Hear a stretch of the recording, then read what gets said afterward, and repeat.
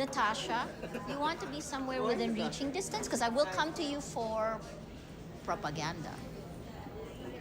Yeah. Pia, you're my first strike. What will you ask? I'm assuming I'm going to ask you what it was like to get banned from the palace.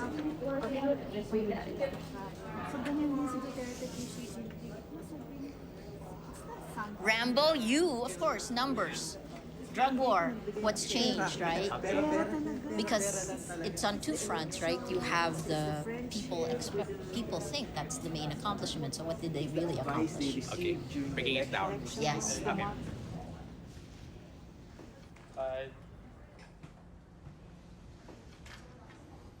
Hello and welcome. I'm Maria Ressa. We are at the 2018 State of the Nation address. Use the hashtag SONA2018. The Rappler team is there.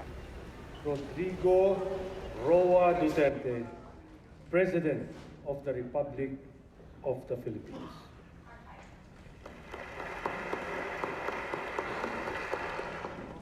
Let me begin by putting it bluntly.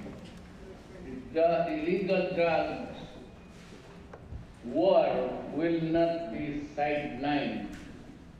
Instead, it will be as relentless and chilling, if you will, as of the day it began.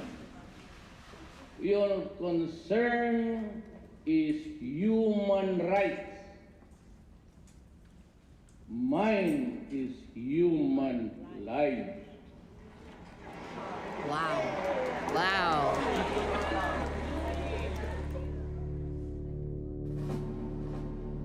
Pasado alas 6 kanina, umalis sa tanggapan ng CEO ng online site na Rappler na si Maria Ressa. Award-winning Filipina journalist Maria Ressa, the founder of the independent news site Rappler, vocal critic of Philippine President Rodrigo Duterte. Maria Ressa, a high-profile journalist in the Philippines. She was named Time Magazine Person of the Year in 2018 for her. Maria Ressa carries the torch of press freedom in a country held in thrall by a populist president.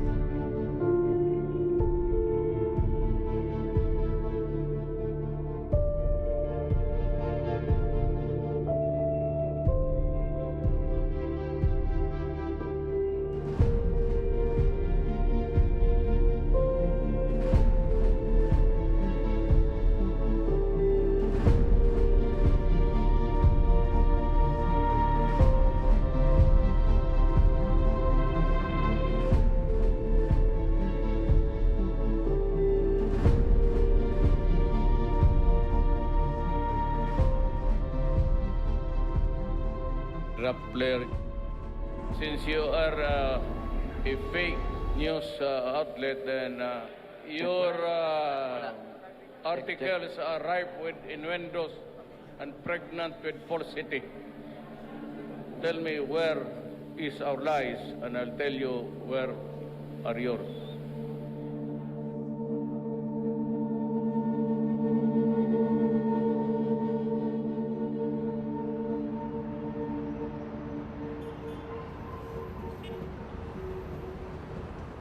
Okay. Okay.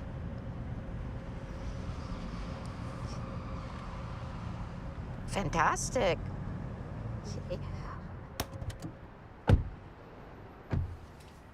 It's like, let me focus you first on what's happening in the entire information ecosystem. It's dark and light. Let me use that now, right? They're trying to actively form alternative news. And they've succeeded. Trending News Portal was a really good distribution. Mocha is a really good distribution. That's why all of a sudden our society is so polarized, because that's what they're doing.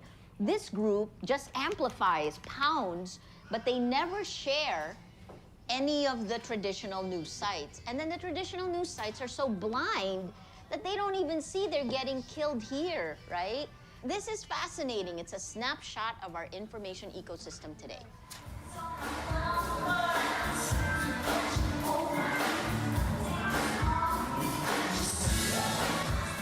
I never planned to be in politics. When I supported then Mayor Duterte, it was voluntary. I was just a volunteer.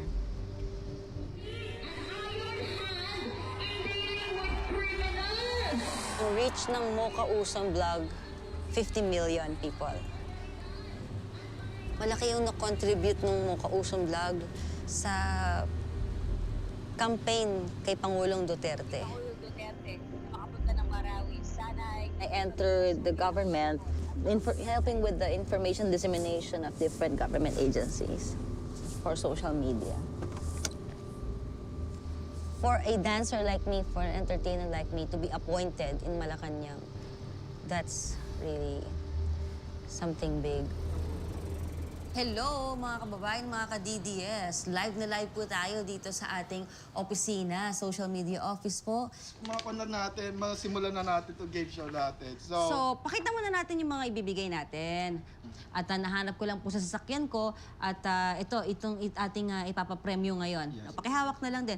And last but not the least, ito po, ayan, collector's item po ito na coffee table book, Duterte Journey to the Presidency. Sa pagluklok ng isang social media president, sa pagluklok ng isang pangulo ng ordinaryong Pilipino. Ayan.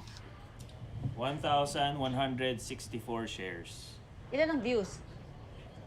Reached 233,860. District Director po ng Quezon City Police District. Binigay po sa atin ni General po Esquivel yung ilang mga police operations. And ito nga po yun, so ayan po yun, ayun. Nararamdaman po pulis, binigyan mo agad ng isa sa dibdib at naghubulan. At yan po resulted to the death of the two pusher kasi nag-running gun battle po doon sa bandang na yan. Our marching order is talagang to finish the war on them. I take this as a God-given mission to become President Duterte's right-hand man in his fight against drugs, criminality, and corruption. He's the first chief implementer of the government's war on drugs. After his retirement, he was chosen to clean up the Corrections Bureau, also plagued with illegal drug problem.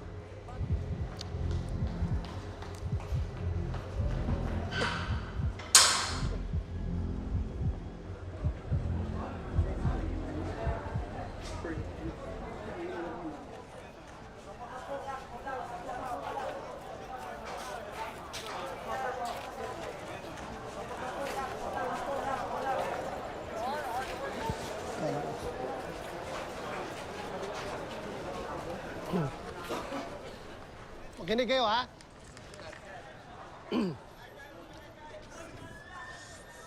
Hoy, makinig kayo. Umupo kayo. Upo lahat. Upo lahat.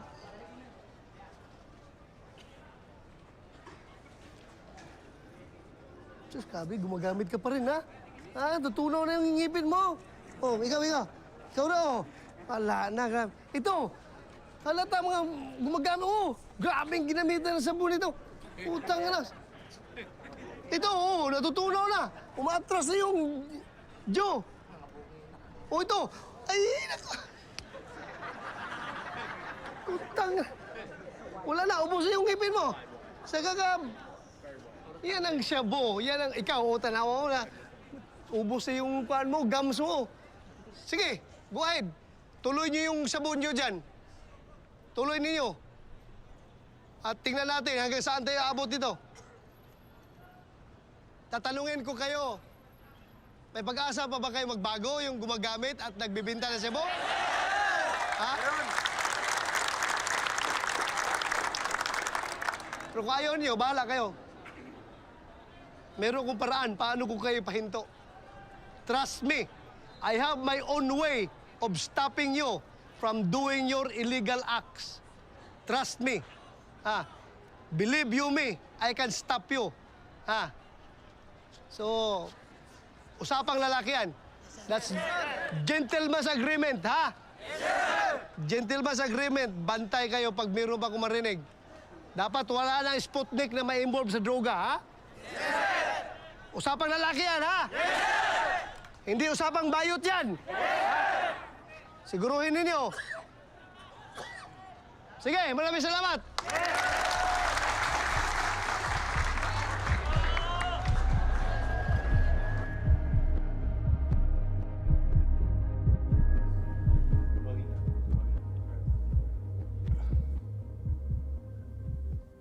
We're sitting now with Davao Mayor Rudy Duterte. Thank you for joining us. Salamat sa panahon mo. Can you please, you are the man of the hour. People wanted to know whether you're running for president, vice president, yes, no. Where are you? I told you to avoid me.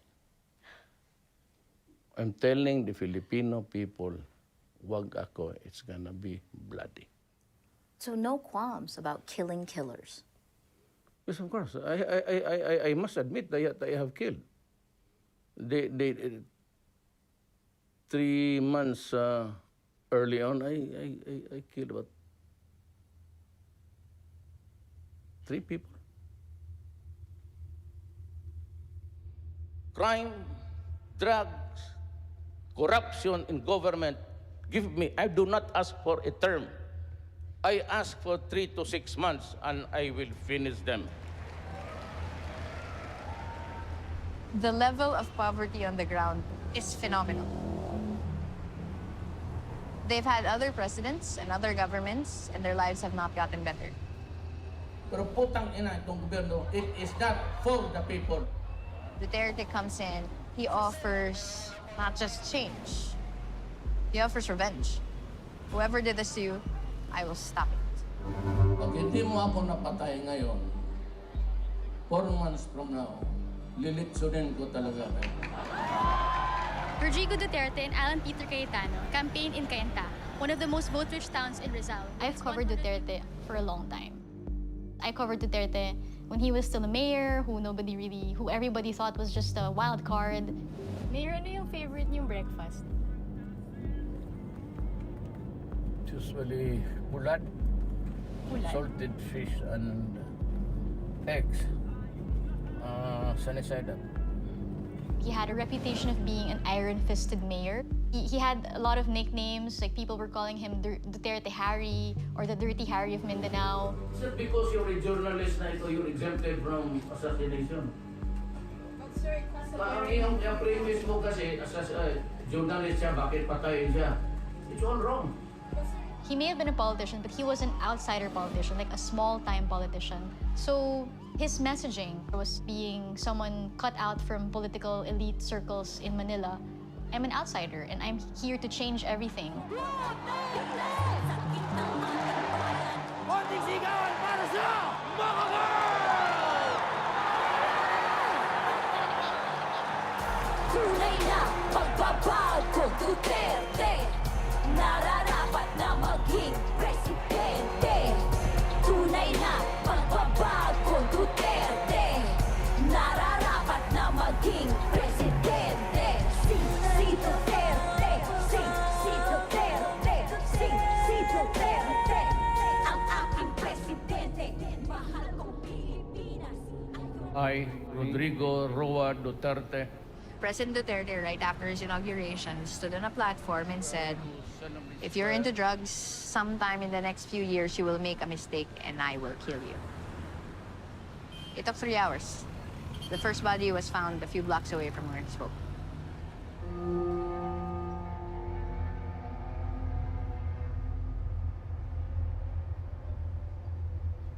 yeah, Please, sir. the longest time. A year. Actually, that's what I'm going to start off with, and I'll just say that a year ago, this is what we talked then, and you've done everything you said. In the hindsight, did you really believe that I had a good chance of making it? All of our surveys showed it. We had a, I'll show you all of the things, yeah. We knew by February. By what standard na nakuha ninyo? Social media. Powerful. By February, we knew. In 2016, Rappler fought 2 levels of impunity. The first was the drug war. The war on drugs became a war on the poor. We had one team that would go out every night. They would come home with at least 8 dead bodies a night. The narrative of the government is that they fought back. These are extrajudicial killings or murder. Kung mali yung ginagawa namin, you can criticize us, my heavens. Mali, tanggap namin, nagkakamali kami kung meron kami pagkakamali. Basta, sana naman. Alam ko, deep inside your heart, alam mo na nakikinabang ka sa ginagawa namin war on drugs. Thank you, sir. Thank you so much. Impunity in the drug war was a continuing series. We put faces and names to the people being killed. We demanded the government be held accountable. Anyone on Facebook who questioned the people who were being killed was automatically bashed. We began to gather data. We began to look at the accounts attacking all of media. We stumbled onto something. Disinformation networks. When you see the network that spreads it, you can follow other networks, and then you can see its growth. Mid-September, I started writing. First, the weaponization of the internet. The second piece was how Facebook algorithms impact democracy. As soon as we released it, we got pounded. I was getting an average of 90 hate messages per hour. Mocha Uson blog, she attacked Rappler, said, oh, Rappler's CIA. Followed by another blogger, Thinking Pinoy, who seeded the ideas that were foreign-controlled. Rappler is misrepresenting itself in an Oo nga, parang ano ito eh, foreign-based to eh. Itong Rappler na ito. Di ba? Hindi po talaga sila Filipino-owned company. It was the second State of the Nation address. It comes out of President Duterte's own mouth. Rappler tried to pierce the identity, and you will end up American ownerships. You are supposed to be 100% Filipino. Of course, we were covering it live. I automatically tweeted, Mr. President, you're wrong. I was told later on that offended him. What do you do when the president lies? Then it's repeated 1 million times. So people have no idea what the truth is. This set the stage. A week after the president did that, we got our first subpoena. January 2018, the government tried to close Rappler, tried to revoke our license to operate. In a little more than a year, we faced 11 cases.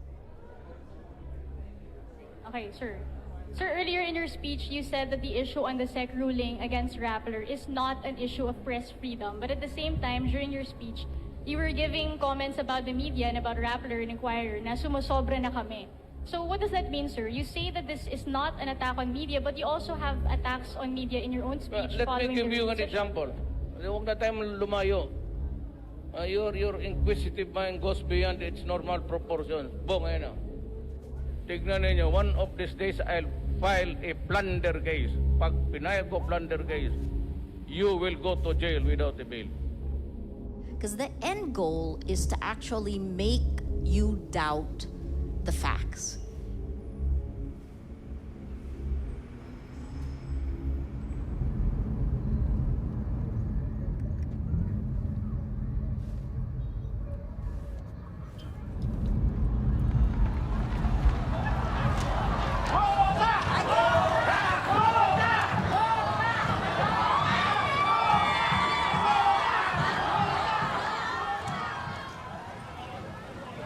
May mga nagsasabi syempre na hindi kayo deserving, hindi kayo deserving sa posisyon. Okay lang yun. Kanya-kanyang freedom of expression. Sa LRTV nyo, fake news binabato sa inyo, ma'am, as congressman.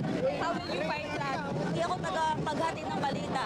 Yung mga pagkakamali ko sa Facebook, honest mistake yun. Are you running as independent or anong Party list po, kasosyo party. Kaya at susunod po, labugin natin yung Kongreso. So sila lang, ma'am, not all party list. Oo, sila lang.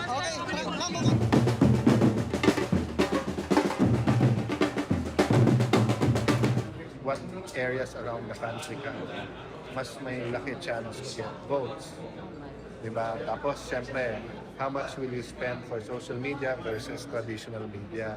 Pwede ko naman kayong tulungan at saka yung tao na doon kasi like sa traditional media, you can buy. Sa ngayon, pati interviews binibenta nila. At pag ginenta nila yung interview,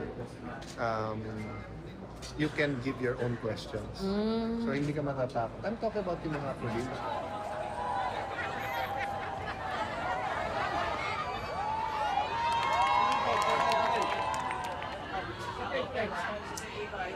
Good morning. We're joined today by former Philippine National Police Chief Ronald Bato de la Rosa, who's now, of course, the Bureau of Corrections Chief also. Now, as soon as you file your COC, will be deemed resigned from the Bureau. Now, what made you decide to actually run for Senator? Ito ko lang kagustuhan ko. At the same time, yung instruction ng President Duterte, huwag ka na mag-gobyerno, senador na takbuhan mo. But other people also see it as the way of the President to put loyal lieutenants in the Senate. That's why supposedly he wants you there, and also Bongo, yung talagang loyal to the President to protect his interests, not just his agenda of governance. Yes, ito yan. Makipagpatayan ako pagdating kay Presidente. Anybody would like to bring down the President? Nandiyan ako sa harapan ninyo. Makipagpatayan ako pagdating kay Presidente.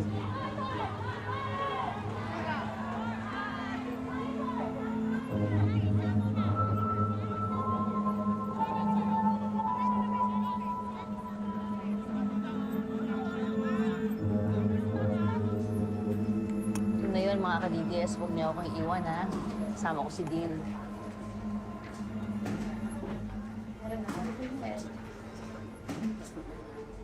Wala po akong makinarya. Sinabi ko po dati pa, nasa social media, akong maasa sa mga naniniwala po, kaya naka-live streaming din po ako. Hello mga ka-DDS, andito na tayo.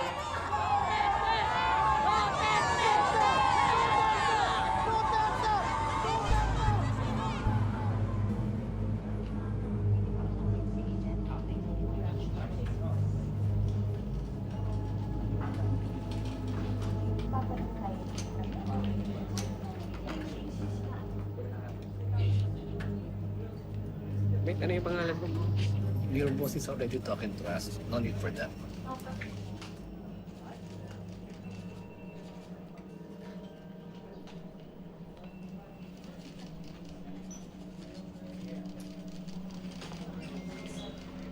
A prominent critic of Philippine President Rodrigo Duterte has been arrested. Maria Ressa is CEO. For cyber libel case was served past 5 p.m. inside Rappler's office in Pasig City. Press freedom advocates say the government's charges against her are retaliation for her critical reporting of authorities in the Philippines. Manila RTC Branch 46 ng warrant of arrest para sa paglabag daw sa anti-cybercrime law. We'll go to the NBI. We'll go to the NBI. Can you guys come?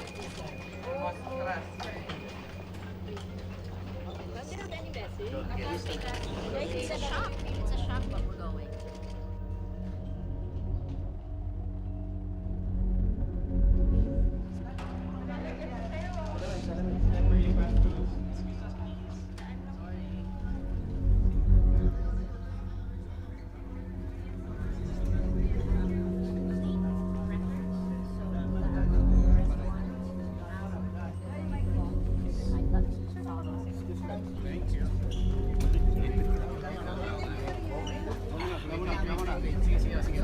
No further comment. Teka lang po, teka lang. Just need to finish the... Teka lang. Excuse us.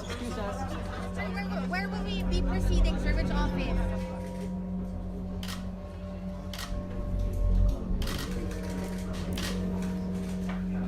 You're running the clock.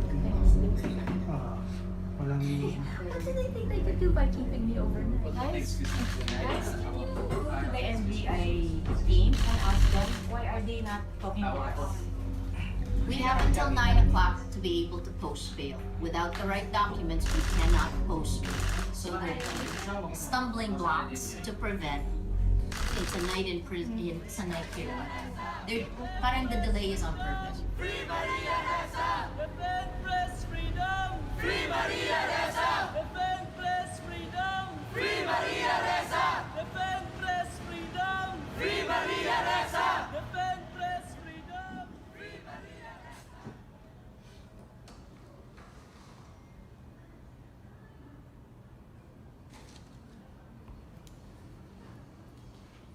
My stay last night at the NBI really made me think about what this is all about, right? And for me, it's about two things: abuse of power and weaponization of the law.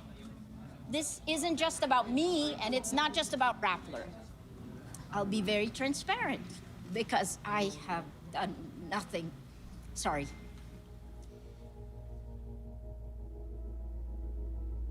This case, the cyber libel case, the National Bureau of Investigation's own lawyers threw it out. But they reversed their position, and the Department of Justice and the government prosecutors now are taking this. The story, which supposedly violated the cyber libel laws, published 7 years ago, 4 months before the actual law we supposedly violated had even been enacted. They're applying a law retroactively, right?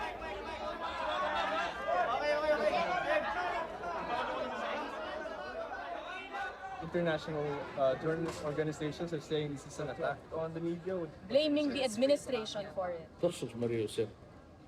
Far from it, actually. Your policy on critical media.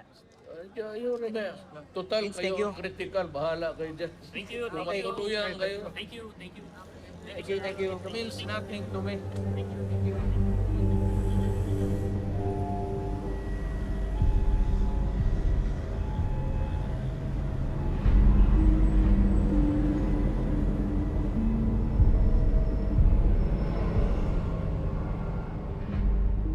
When the war on drugs started, so a lot of people were dying, the government wasn't quick enough to show how many people were dying. How many people were gunned down in police operations, how many people were gunned down by vigilante-style killers. So there's discounting by the government. 4,500 gunned down within police operations. And human rights advocates estimate the killings to be around 20,000, including the killings which were at least inspired by the war on drugs of President Duterte. Take 2. Hello and welcome. I am Rambo Talabo and we are here at the Dagupan Police Outpost at the Manila Police District. Tonight we are following a team of policemen conducting a simultaneous anti-crime and law enforcement operations to seize people who are violating city ordinances following the order of President Rodrigo Duterte to go after tambays. We will see how they execute the order of the president, and we will see how this will go. So follow us and how we are going to do this. So ganda yung first take.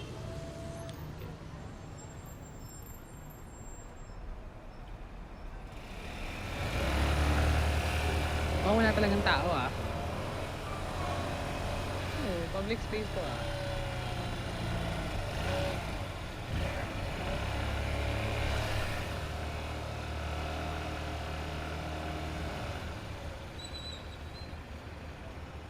Pwede kayo may interview, bilis lang sir. Baba lang ako. Quickie. Kayo sir yung kapitan, no?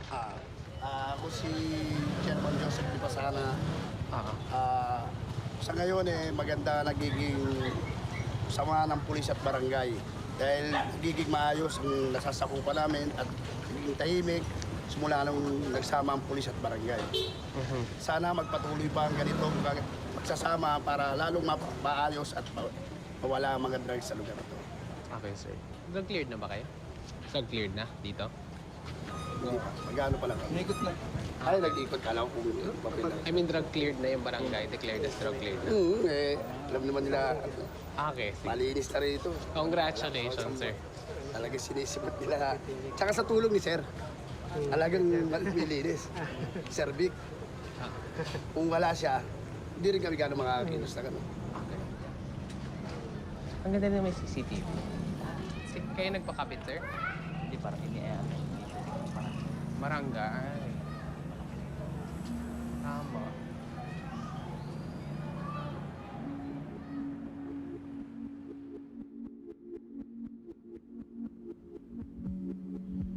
Rappler is the new kid on the block who is not backed by any big business, run by women. At Rappler, the buck stops with us. In 2010, this was this dream that we had, creating something new with the goal to build communities of action. How can we use technology, journalism, and communities that work together to be able to help in the real world? We hired the smartest 20-somethings we could find, the digital natives. Within a year and a half, we became the third top online news site. Maria is really the pillar and the inspiration of Rappler. She's not involved in day-to-day operations. She's like the Girl Scout, ahead of the troops, looking at where we should go.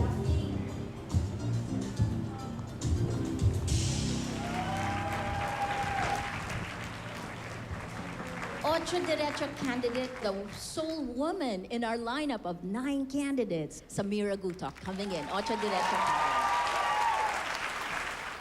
Ang importante po is a woman who stands without fear, without threat to her life, that she is willing to run alongside giants and along honorable men.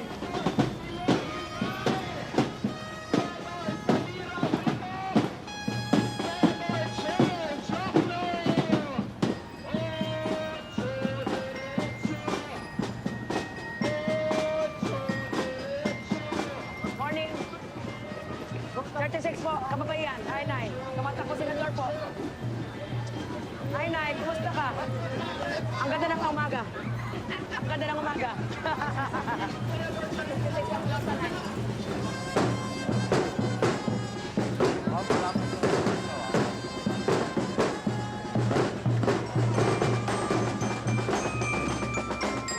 It's a trial for our country. It's a trial for our democracy. There needs to be genuine opposition. The excuse that people say is like, we're tired, we want results. We want people who really fight drugs. We want people to look at safe streets. I understand that, of course, everyone wants that. But you cannot kill the young. You cannot kill youth. You cannot kill a man for the sake of, you know, like cleaning up the streets. You cannot be judged and executioner at one time.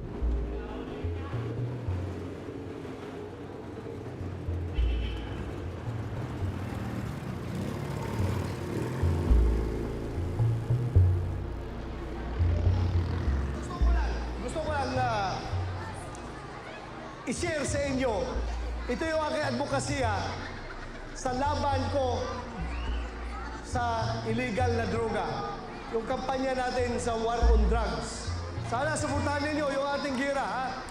Gira natin laban sa illegal na droga. Yun lang po. Gusto yung kakanta ko?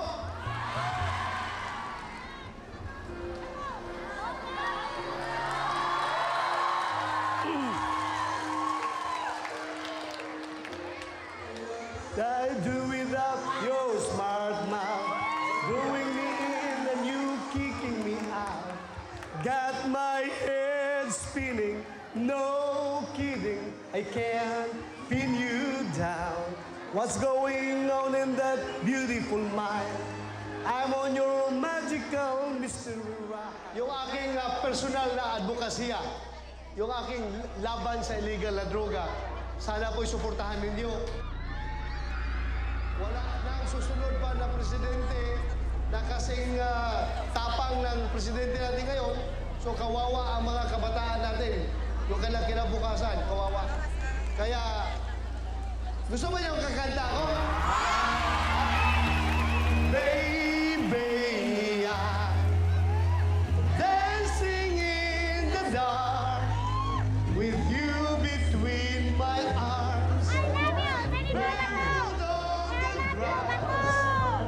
Listening to our favorite song.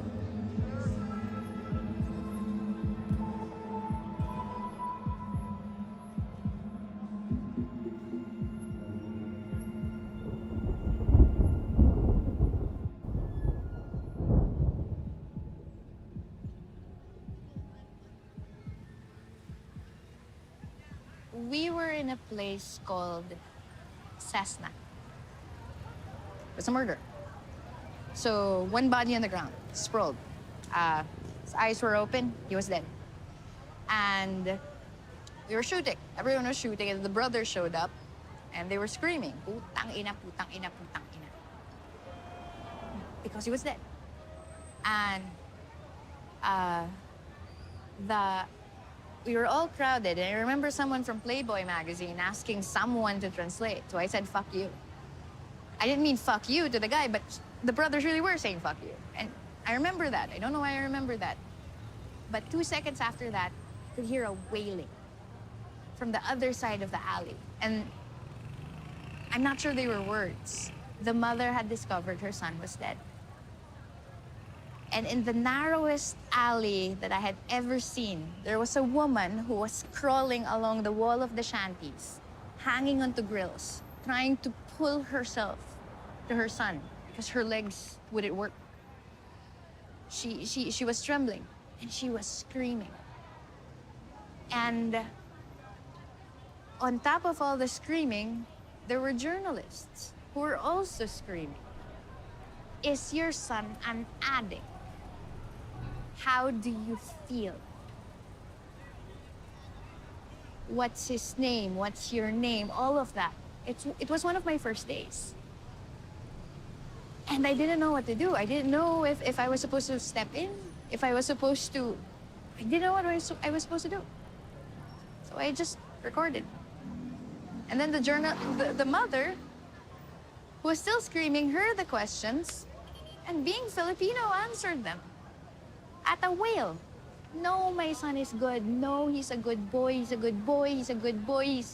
I can't forget the scream. The story was called Execution at Cessna.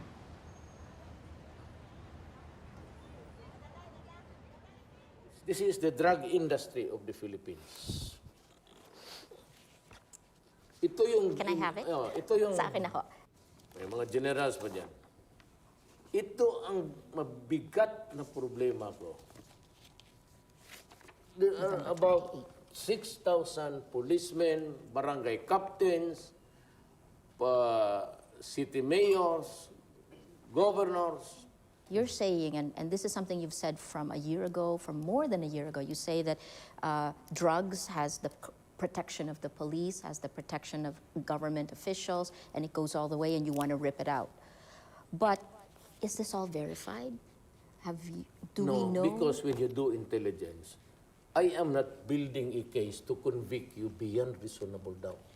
That is beyond the realm of ano na yan. Yes, Mr. I President. can give you only a prima facie case. So the problem, though, sir, is what happens if they were wrong or somebody who didn't like them reported them to whoever made the Would list? you believe it? I have about minus 0.00 margin of error. Hindi ba presidente na si Pangulong Duterte, hindi ba dapat we submit to his authority, we respect the government, we respect the president? Sabi nga ni Ma'am Maria Ressa, parang sinasabi na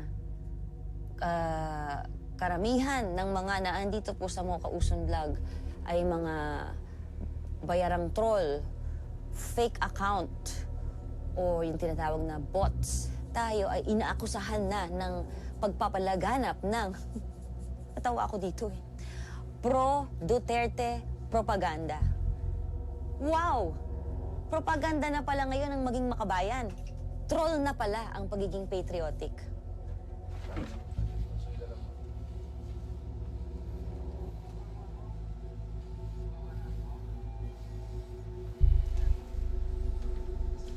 Oy, hi guys.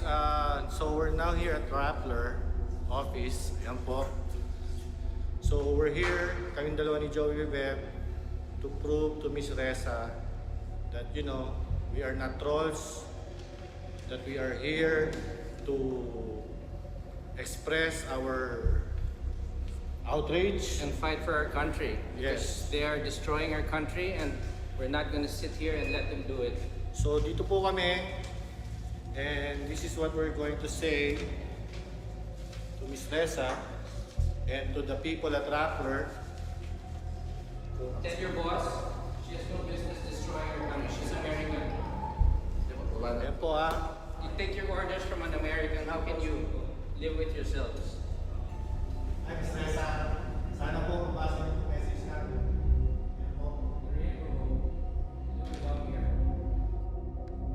Ayan po. Kinukunan po tayo ng video. This one, no. This is why. Because that account posted and then it was amplified by, what's his name? By Mocha. Everything can be turned upside down. I just let Facebook know.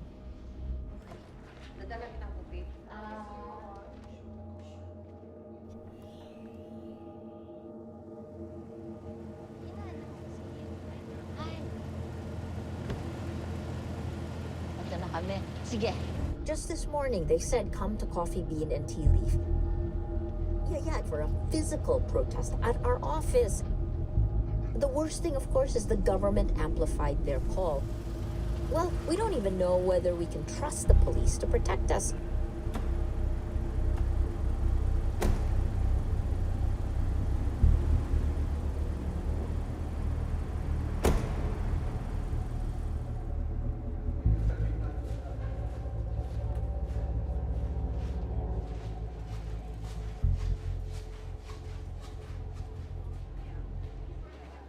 Hello, everybody. Our security will now be ramped up 1 to 6 times. I also am going to deal with that, and I want you guys to be very aware of your surroundings. We've always been like that anyway, and please report immediately if there is anything that you see that is strange, right? They wanted to come to prove they weren't trolls, but then their very action is actually proving they're trolls. And then that is what incited all the comments. So that's the liability that we think they have.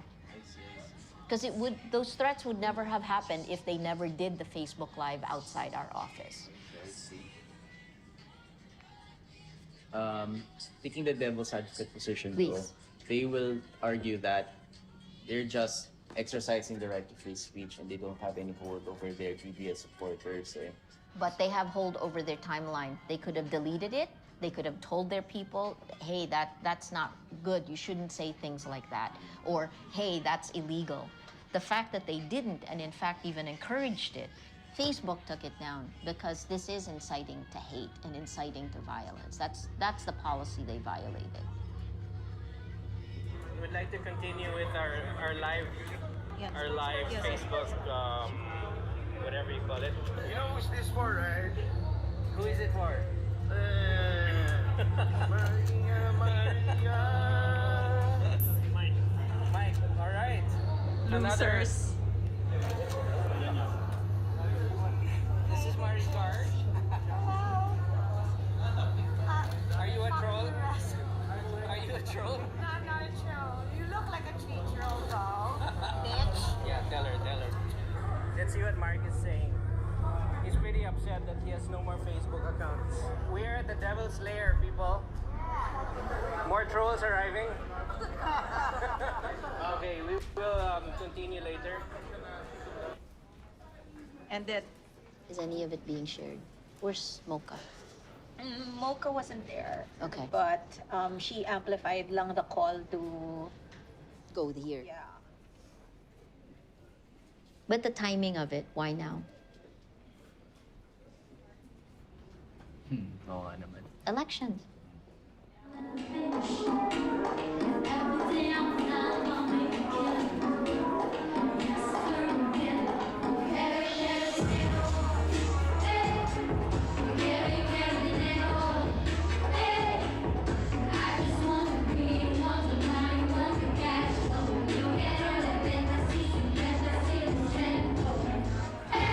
So kung hahatian mo ng konti si pero si Mocha, lampas 1 milyon na rin, di ba?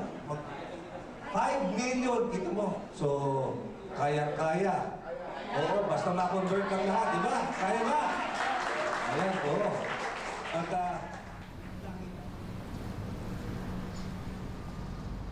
When I dropped out from med school, my parents were really hurt.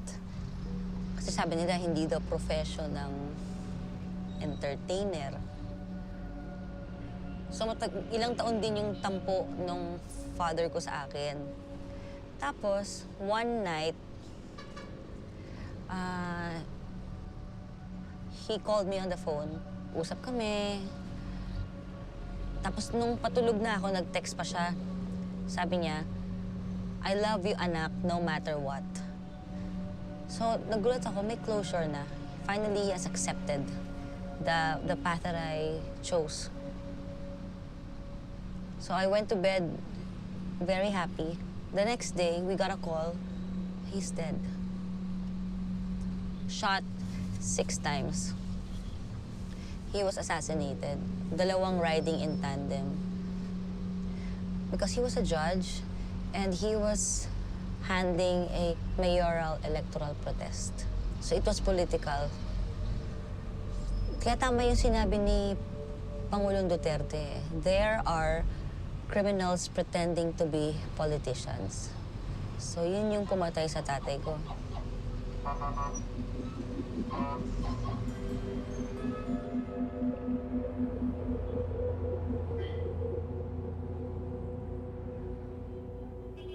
Violence. And you say this, violence Violence is is okay. not strength. Violence Passion is your is strength. weakness. But let me ask you, is violence, actually we talked about this a year ago, is violence necessary? You use it is. violence in language, you use Yes, violence in... unfortunately, yes. Is This it a necessary violent to war. lead? There is a need because there's a war. And with that kind of problem in my hands now, I tell you, Maria, until I see the last poster out of the street, until the last drug lord is killed, this campaign will continue to the very last day of my term. Is it important that people be afraid of you? Fear. Yes. But Mr. President, as president, you now also defend the Constitution. Yes. And so again, this is a contradiction from our last interview. You break the law, you threatened to break the law, you said you had killed it a year ago, right? You told me that. And yet you now have the task of keeping the rule of law. And you said you would do that also. How do you? Because the rule of law, there must be fear.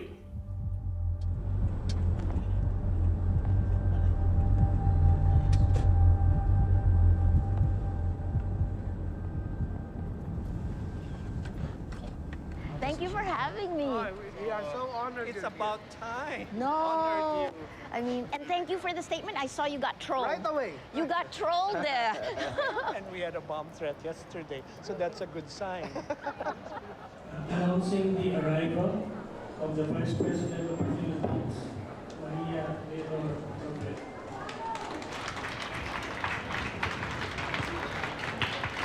At a time when our basic rights are constantly being threatened, human lives are being disregarded, and our freedoms are under attack, Maria Resa's resilience has become revolutionary. In our moments of doubt, allow us to draw strength and courage from you.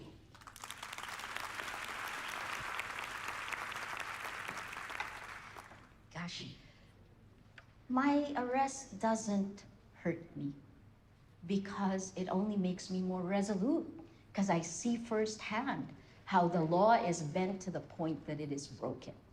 What we're seeing is death by 1,000 cuts of our democracy. And it is done, then think about the bleeding, right?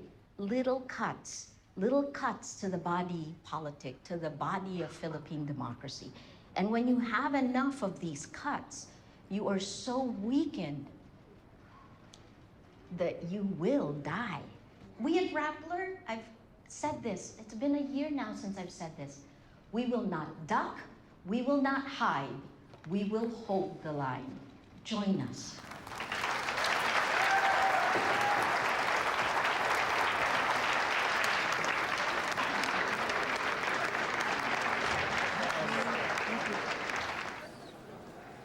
Grabe ginagawa sa inyo. You know, and yet, ano po na ka na buckle? Just refuse, di ba? Parang he chose the wrong. That's why we're braver because of your example.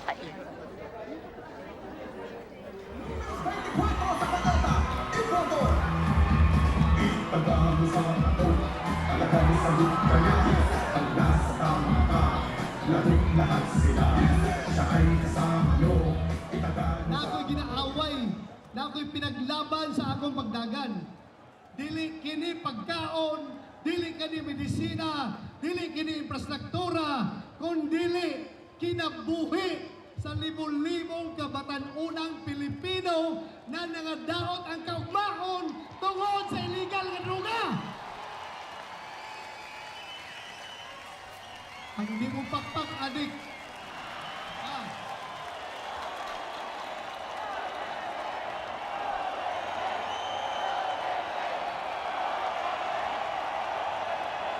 ako tinuod na ako'y baret isukli.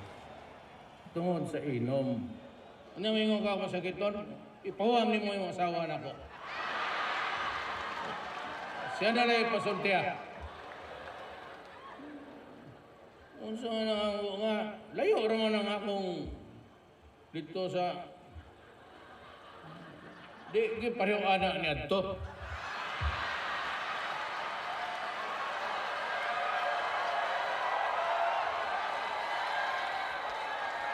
Ang problema, ana, ano ito, duha ka oras at chicken.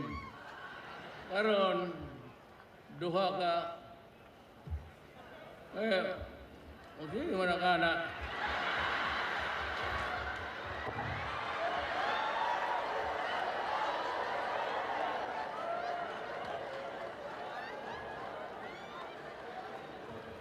Kaya na nakong palituntan ng pagkaon. Ang problema, wa ko maanad. Sumangita gay nagbuwad, makasimhot ganay na marapog nakasimhot og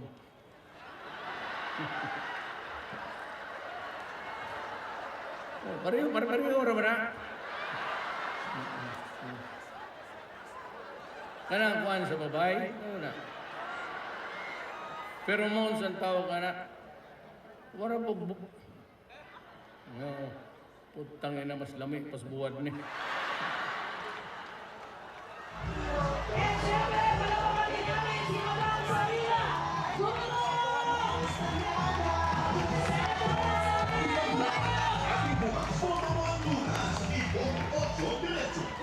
Pero napakaraming kabataan na napatay ng walang saysay. Tinokhang ang kabataan, hindi naman tinokhang ang kalaswaan.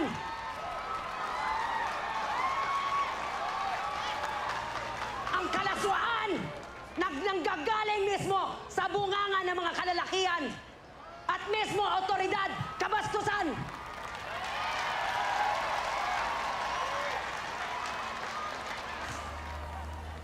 Sasabihin nyo lang na isang joke sa inuman at sa entablado, rape!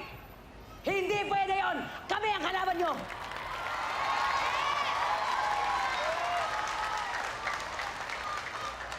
Tindok ka mong kabataan, hindi mo naman tinigil ang kalaswaan. Anong klaseng gobyerno yan?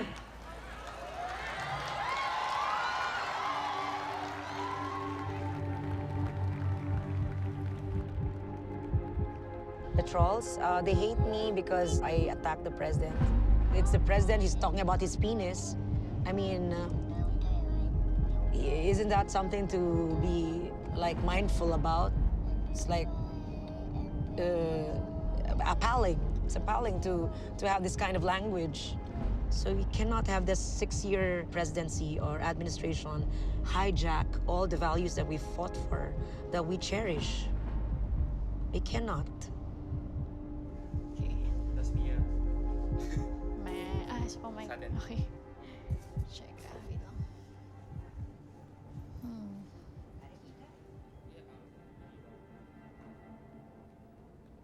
What do you know about the Bongos who intervened? Sir, as far as we're concerned, we've already addressed the issue of fairness on that article. Can you just answer, please, the question? Hindi kita maintindihan. Ano? Find a way na masabi ka nagtotoo, nag-intervene kami. I'll give it to you. And if you can find, I will ask Bong to resign tomorrow. Work on it tonight. Let me know tomorrow and I will fire him. If he did intervene, even for one word. Kasi kayo, tingnan ninyo yung mga artikel ninyo. Maligaya kayo ang gawain nyo sa kapwa-tao ninyo yan araw-araw. Just because you have the power of, press freedom. You are a Filipino who has allowed to abuse our country. And you are an active participant of that. Ayan ang mahirap. In the name of the Holy Grail of press freedom. Yung amo mo, anong kaso niya? Gago kayo.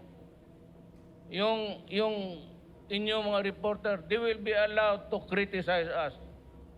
But you go to jail for your crime.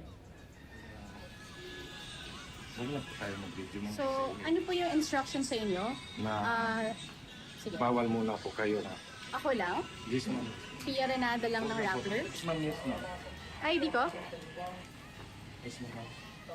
Duterte banned me from Malacanang because he was annoyed by our reporting.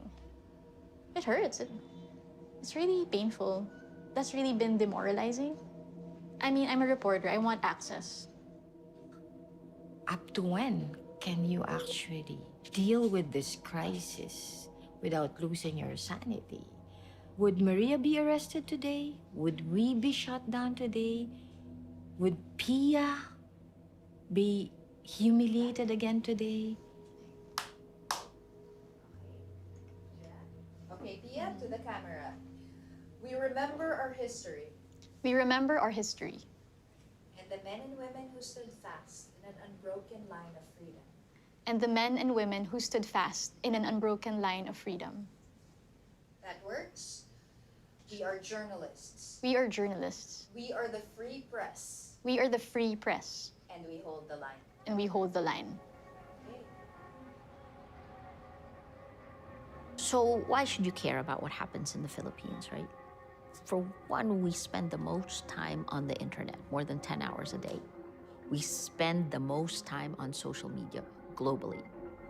In the Cambridge Analytica scandal, the United States had the most number of compromised accounts. The Philippines was number 2. And as we found out, lies laced with anger and hate spread fastest. When you only look at content, it's a whack-a-mole game. I want to figure out what the lie is, then look at the network that spreads the lies. That's the nervous system. We started looking at one account that was attacking all journalists are corrupt. One account that had 25 followers. They were all following each other. We fact-checked every single item. These were all fake accounts. We began to count and found that 26 fake accounts can influence up to 3 million other accounts. 3 million. I think the first attacks, this word prostitutes, you can even track this word. Mocha Uson starts to popularize prostitutes, thinking Pinoy picks it up. Then it's repeated 1 million times to make you distrust institutions, to shift the way you think. In May 2017, we did a story on the transcript of Trump's call with President Duterte. Rappler just made the Philippines a legitimate target of North Korean nuclear missiles. It's laughable, but people believe it. It jumped to, I can smell an arrest and possible closure of Rappler.com. Then from there, we go to sexualized attacks, fuel misogyny. Women are a favorite, easy target.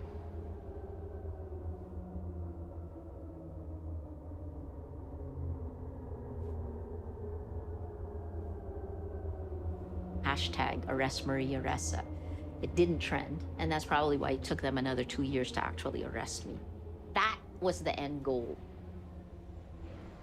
Court is now in session. Please call the cases for this morning.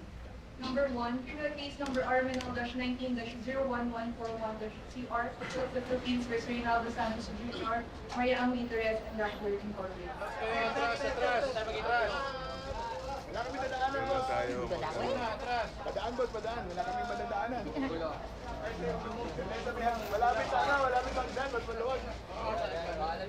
I know many of you received press releases that this is a private citizen. Please understand that it is the Department of Justice that is actually going against us. This is the Philippine government. It's the Philippine government that is filing this. The Department of Justice prosecutors are there. This is your tax pesos at work. Thank you.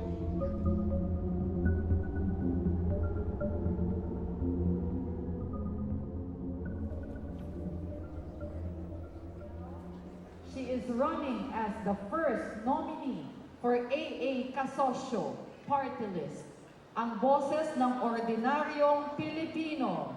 Are you ready? Let's all welcome Mocha Uson. Magandang hapon po sa ating lahat. Good afternoon po. Babati lang po ako sa mga nagugapuhan at nagagandahang po mga kapitan po natin. Good afternoon, ma'am, sir. Mukhang inaantok na po ata tayo. Dito po muna ako sa bandang kanan. Pwede ko ba kayo marinig? Hep, hep! Hep, hep! Ayan, dito naman po sa gitna. Pwede ba kayo rin po? Hep, hep! Hep, hep! Ayun o, parang nakikilala ko si Kapitan. Lagi nanonood ng Mocha Girls ito palakpakan naman po natin ang ating mga sarili. Ayan, sino po bang lagi nasa Facebook? Pakitaas naman ng kamay. Sino sa inyo ang nabiktima na ng love scam? Alam nyo ba yung love scam? Mag-ingat po tayo kasi sa social media maraming mga po doon, mga scam. Marami po bang sumusuporta kay Pangulong Duterte? Ay nga ba, pwede bang 3 beses sisigaw po nating Duterte? Duterte!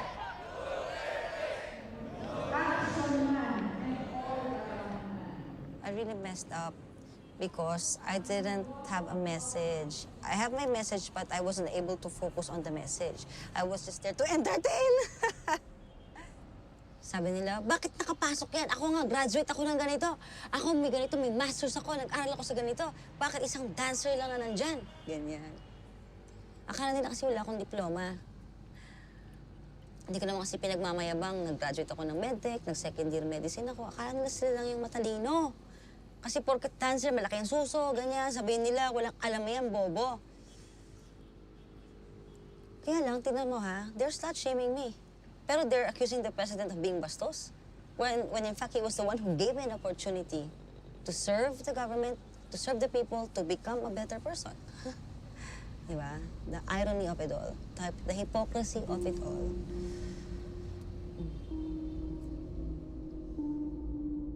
Yes! Bye! Okay, you guys keep eating. I'm taking you out, Dad. I think we should just try to find a weekend and do a beach. Miss the beach. Well, when are you around? Hold on, let me look at my calendar. There's a Human Rights Awards thing, and then FCC. The FCC, I'll just do a speaking thing, and then I go to New York, and then I'm in New York until the 24th, and I come home on the 25th, Saturday night though, at like 11 at night. We could do, oh no, I can't. Because after Saturday night, then I have Sunday, Monday, Tuesday, Wednesday in Manila. Then I leave at like 11:30 at night on Thursday for Glasgow. This is impossible. Unless we do Sunday, Monday. We could do Sunday, Monday. Sunday the 26th to 27th. Then I'm in Geneva on the 3rd.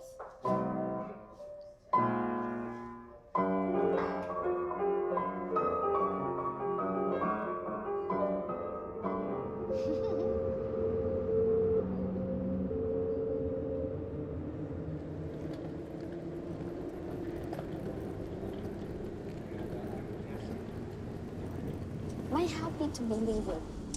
It's just a non-stop marathon. You know, I mean, it's like, it's different. It's like moving into fresher air. I'm upset that one court put a $500,000 peso bond on top. Now I'm almost up at 3 million pesos that the government has asked for me to be free, right? Because if I didn't do that, I lose my constitutional right to travel. Rappler needs the support of the world. And I don't mean it financially. The psychological boost of their countries expressing support, world leaders, that has boosted morale internally.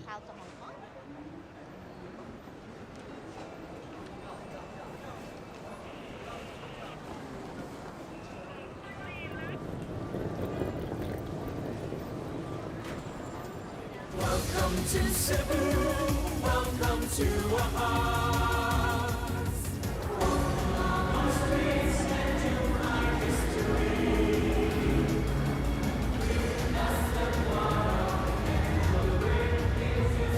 Mayor Inday Sara Duterte.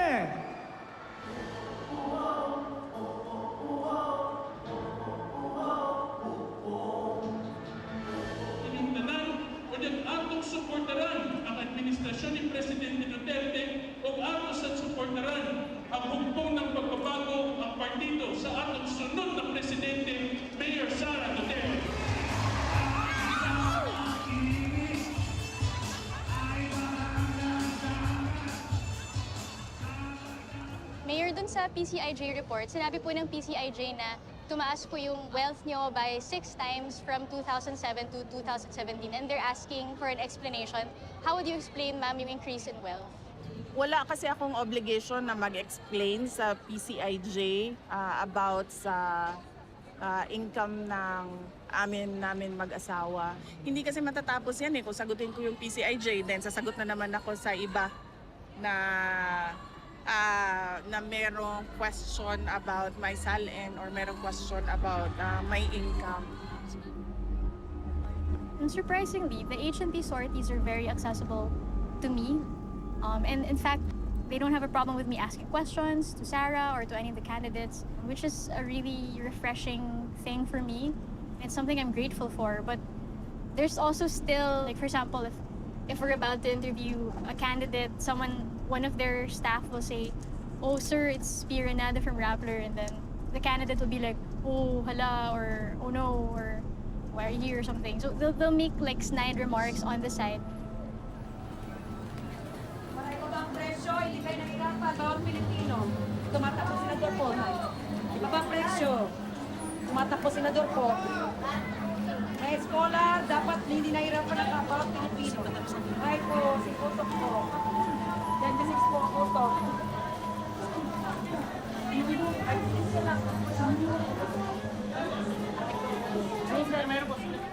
Conversation about the fight for press freedom.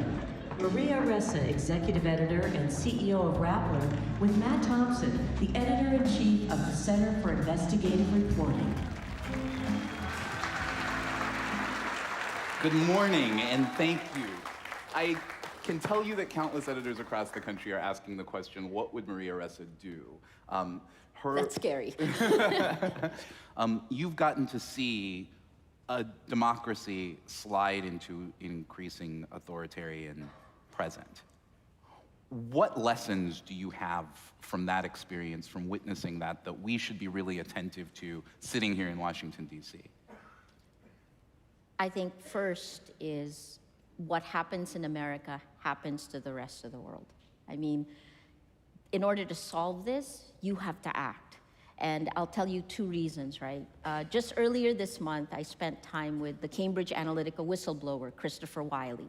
The whistleblower said they tested the tactics of how to manipulate you in our countries and in other countries in the global south. And the reason why he said that was because we don't have strong governments.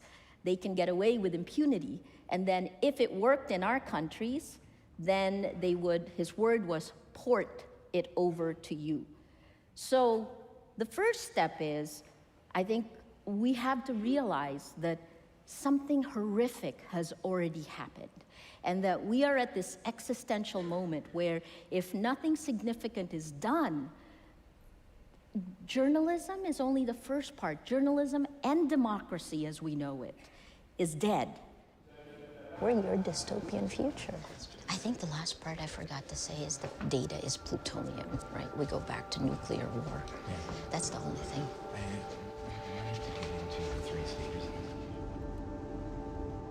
This was where we went to elementary school, Silverbend. Those are my hoops. And Walnut Street Elementary School, I remember that too.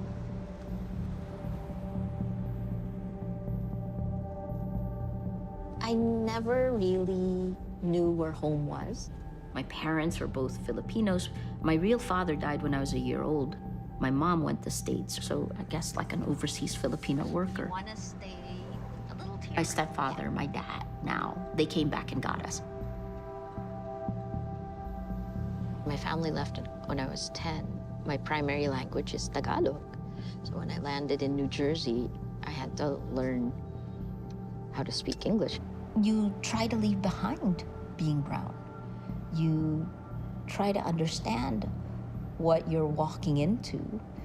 And the best way I could deal with that was you work really, really hard, 150%. It's proving that I belong. You have to prove you deserve it. They say hi. Yeah, they say hi. We're just about to go to my high school, a very small mini reunion at the beach. So, all right, Mom, hold it down.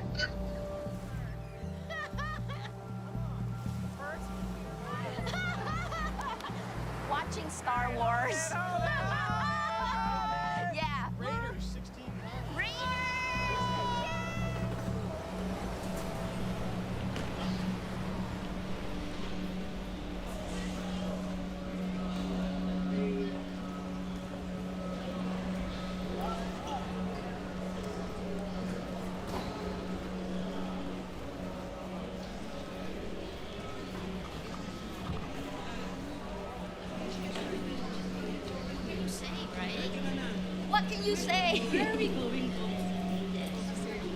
Police station. We'll go. Well, I think we'll go and post bail. Right? Well, I would like to post bail because I've been served a warrant. The warrant that's been served to me is A prominent Philippines journalist, Maria Ressa, has been arrested on fraud charges.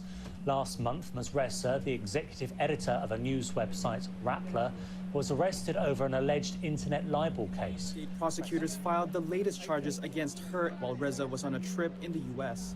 Media watchdogs say the charges against Ressa were aimed at intimidating those who challenged Duterte's rule and his war on drugs.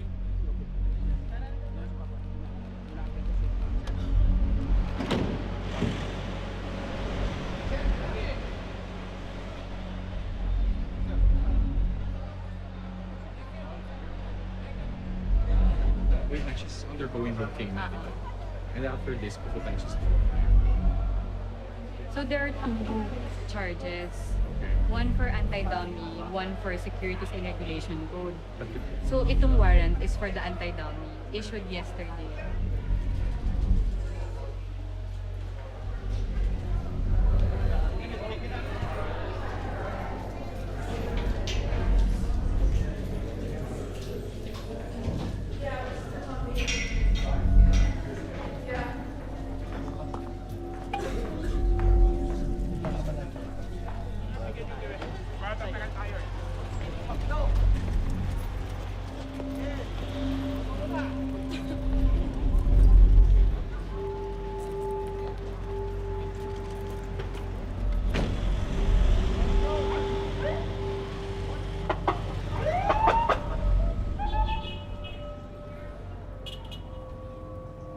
The 7th time I've posted bail.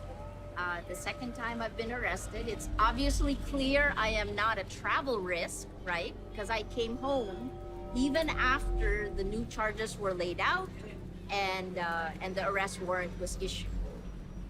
This is not the Philippines I knew. This is not the Philippines I voluntarily chose as my home country. And it's shocking that after a 14-hour flight,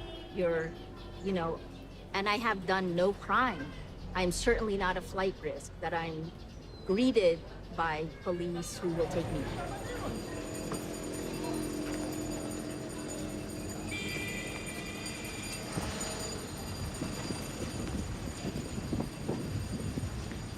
Jeff. Going in the back.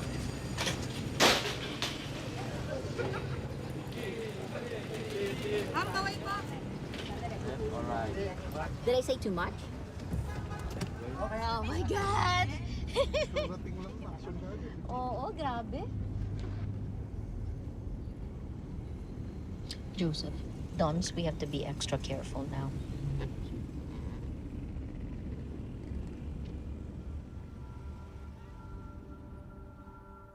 The People Power Revolt happened. Not a shot was fired and a government was changed. As a kid just coming out of school and feeling the exuberance of that, I wanted to come back to the Philippines. This country was actively creating what the future was going to look like. We were building institutions.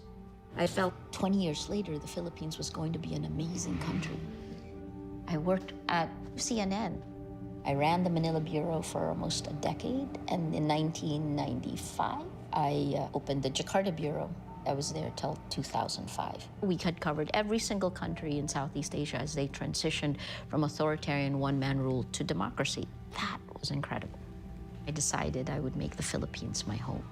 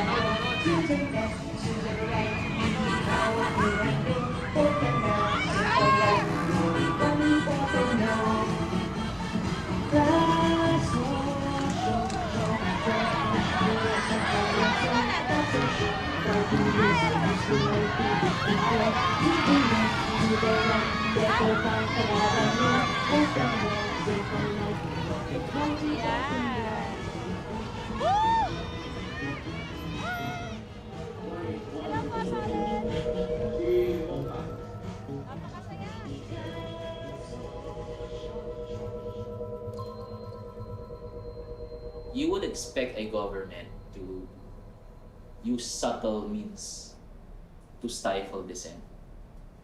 You do not expect a government to outright say, I am banning you, and then start implementing. You're actually standing in the line of fire, as what we call it. We always say that the line of fire is a place of honor. And that's what you're doing right now for your profession, especially under these circumstances. This is not one of those simple cases. If I have a problem already finding lawyers to take it on, then you know how different your case is. Okay. But after filing, don't worry, none of your lives will actually change. Maybe Maria's life will change even more. Any person who looks at this will look for the bigger target. They want you to hide. So this is actually the reverse of what they want. They want na parang to be able to say, no, this is only about Pia, this brat who keeps on pestering the president with hard questions. Di ba? They can't say that now because apparently it's not just about Pia.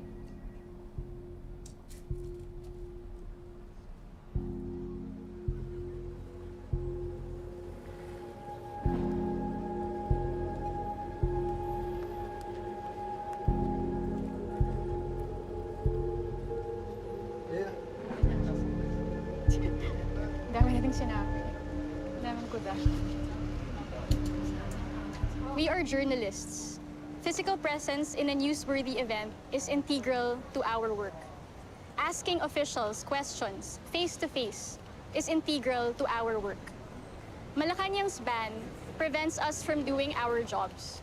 Press freedom, free speech, due process, and equal protection are guaranteed by the Constitution. We're asking the Supreme Court to affirm these fundamental rights. Yun lang. Okay na ba? We're done! Can you...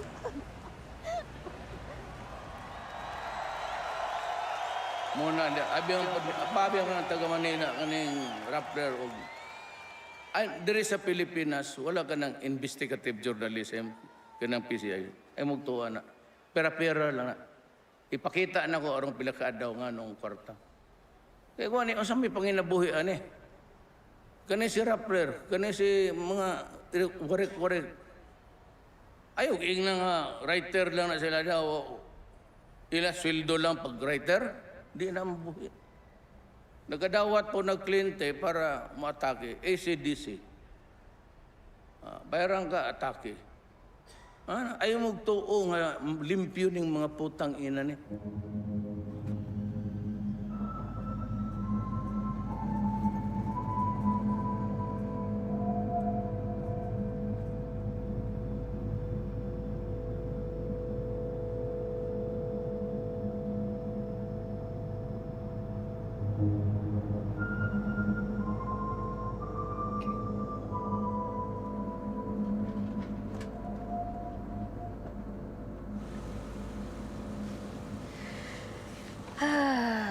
This is just insane. The palace is now coming out with a press release saying that confirming their Oust Duterte coup plot. I mean, how can you even... Who briefed you about the Matrix? Kasi sabi, hindi nga kausap ko. So the president told you how it...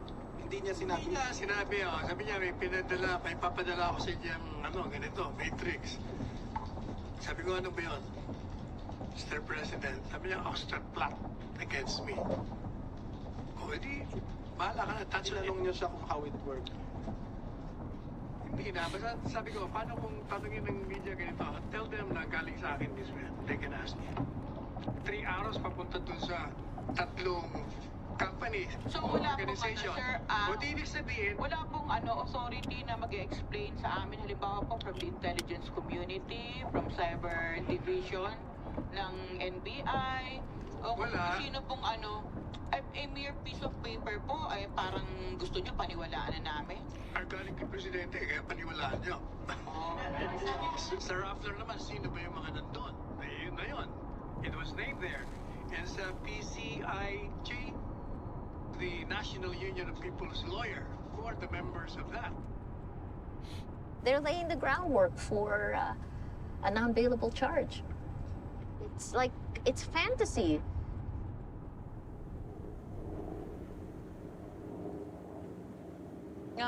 Okay. So, I'm gonna show you the gown. Maria, come here. I show you. Can you see it? So this is a nice material.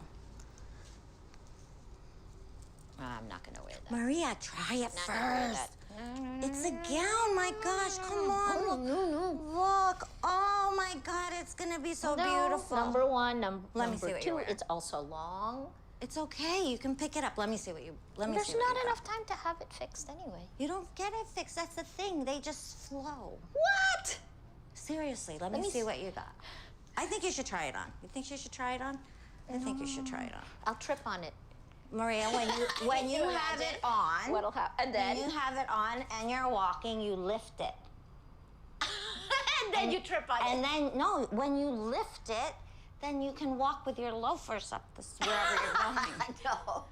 Yes. No, look. Maria, I'll why show don't you what- try first? You don't even know. It's so beautiful. You have a great shape for it. You can wear it. No, I'm not. This is And a besides, small.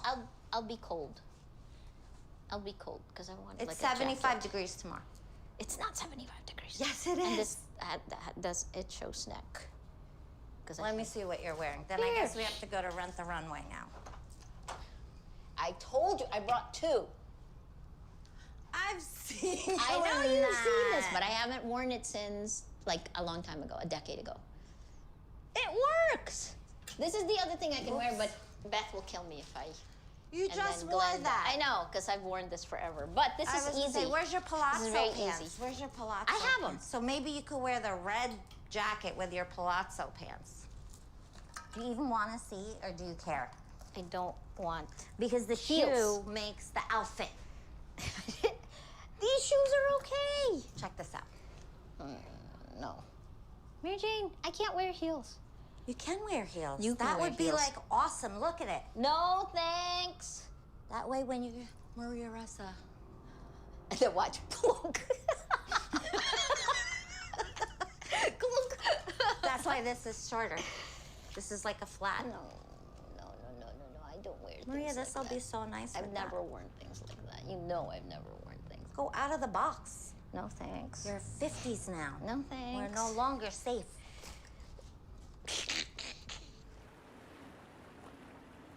She and I were born in the Philippines, but we made different choices, starting with the place we call home. For Mary Jane, home is here in New York. I chose my home in Manila, the Philippines. For better or worse. I hope I'm not. It's ironic that even though our choices are different, our two nations now have the same type of leaders. Macho, populist, sexist at best, misogynistic at worst. They both use anger and fear to divide and conquer. They've created a politics of hate. We need to put hope and love, but I'm gonna sound so schmaltzy. It's not with hate, but with hope and love. We hold the line. Is that too much? No. Is it corny? Maria, it has to be yours. It's you. You're corny then. Yeah, check up your face. Let's go, let's go. What'd you say, check my face? I said, shut up in your face. Oh, shucks. It's 6. We gotta go down. Okay. We stupidly believe goodness wins over evil. May the force be with you. Are you gonna say that? Are you really gonna say that? Oh my God.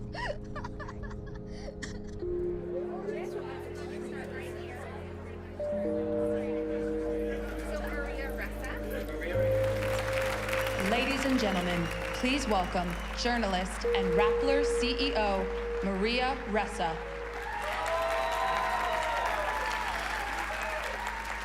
What an incredible room full of people. I mean, the energy from the mother of dragons to Nancy Pelosi. I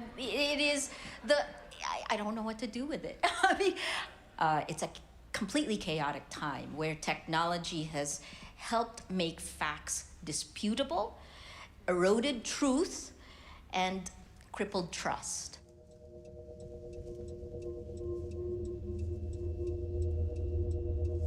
At the moment, it's incredibly easy for governments to get away with this kind of behavior. That's why they're using trials, because it gives them a way to silence dissent and yet have a veil of legitimacy. I think one of the things that will define our success is how much support we can get from people like you in the room. One of the things that I take away from today, having heard people who were behind bars speak out, is, apathy is the enemy, and we need people to be angry and to care. And if you go to trialwatch.org, you will see a Get Involved button. And that doesn't mean send money, it actually means tell us about trials that you're worried about. It means volunteer to be a monitor. So please help us make this a success. Yeah, I would also say, just my takeaway from today, we had all these panels and we were with President Nasheed, who spent time in jail for telling the truth, and Mohamed Fahmy, who also spent time in jail for telling the truth, and Jason Rezaian, who spent time in jail for telling the truth. Maria is, where is she? She's, oh, there, Maria is going back to the Philippines. She's been arrested twice in the last 5 weeks. The rest of you are out.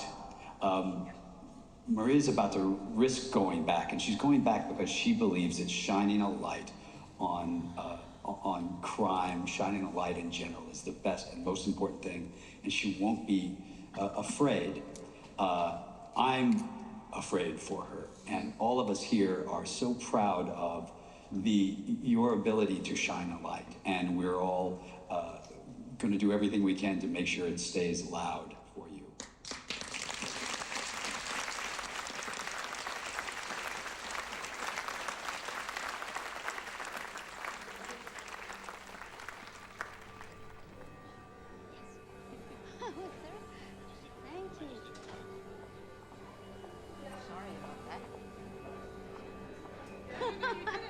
Okay. Thank you again. And reach out anytime. I'll do it through David. Is that okay? Yes. Yeah. No, he should give you my direct email address. Oh, yeah, sure. Let me. How about on here? Can you write it on there? Yes, thank you. I'll write you and I'll answer the questions you ask. And look, whichever way is most helpful. Yeah. Thank you. Thanks so much.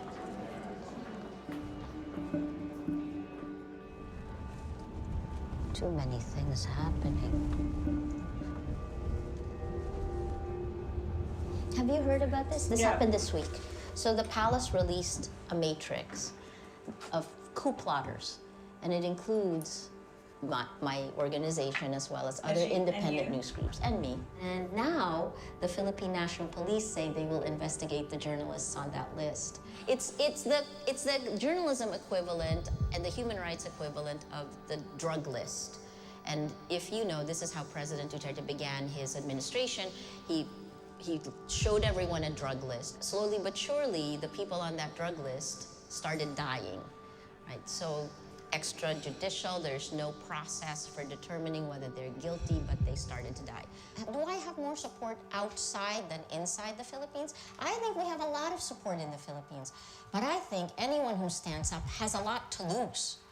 Our country needs the mission of journalism even more today than at any other time.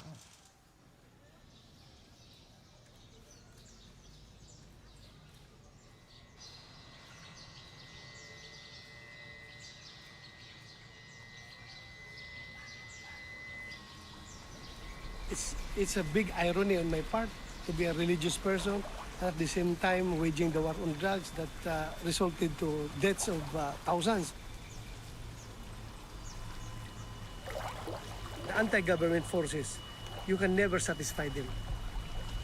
Everything that the government does is wrong for them. So I don't care about them. I care about the ordinary people who have been suffering from this drug menace. So if these ordinary people say, sir, it's okay. Thank you for what you're doing. Our streets now are safer. Our communities are a lot safer. We can just let our children walk going to the school without being molested by the drug personalities, by the drug addicts, by the drug posers.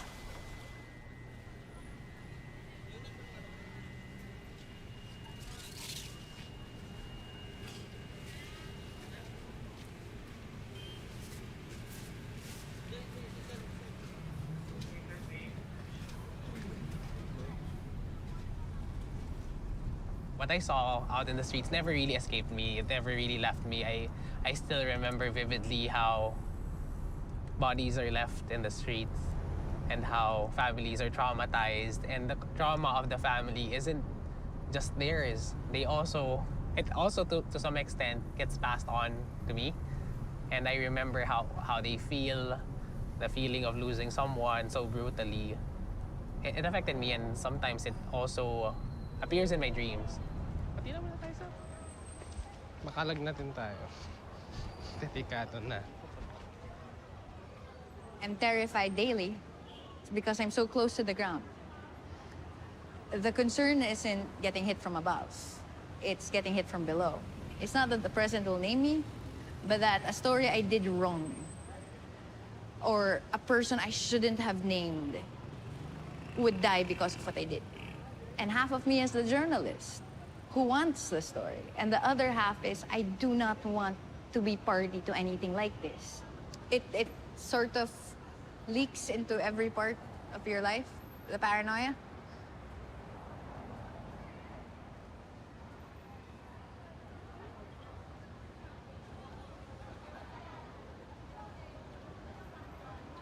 Sorry.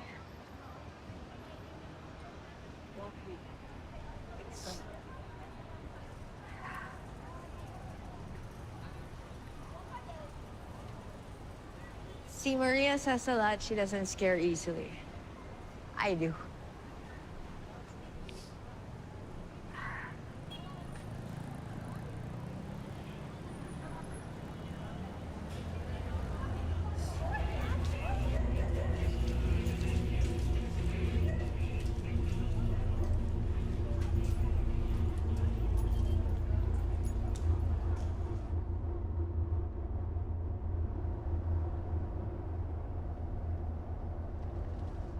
I can't not go back. I mean, that sounds really, and it's easy to say it, but I actually did think about this. I have to return. And part of it is also, regardless of what happens, then, chronicling what does happen, right?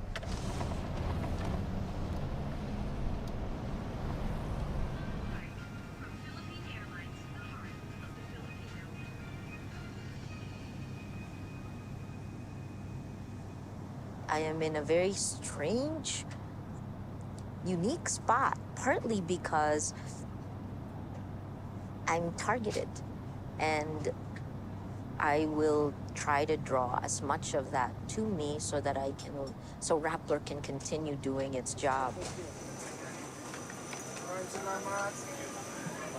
Thank you. Thank you.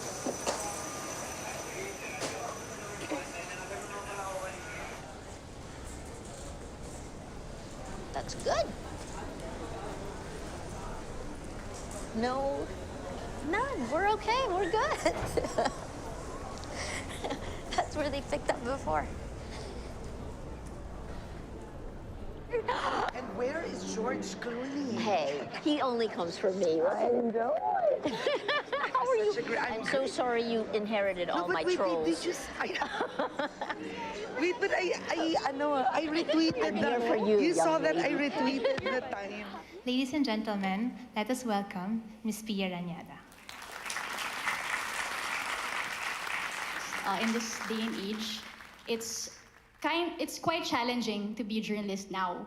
We feel like we're criminals for being journalists. Okay, next. But we're fighting it. Other Rappler reporters and I went to the Supreme Court and we filed a petition asking the Supreme Court to lift the ban.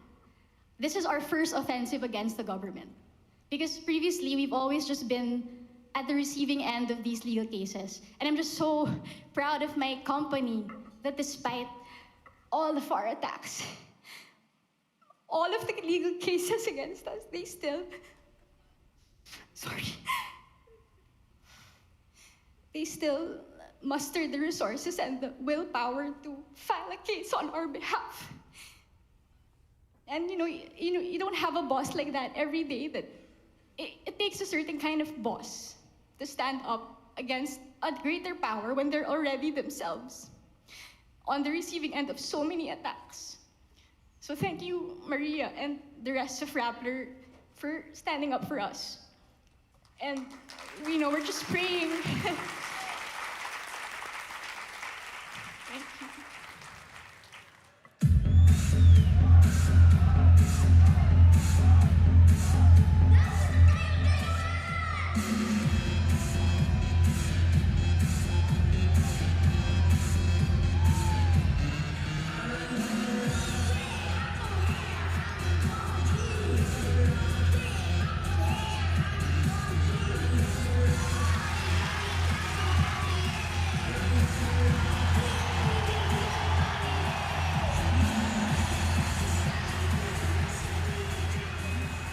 Presidente na ako, sinabi ko, do not do drugs because I will kill you.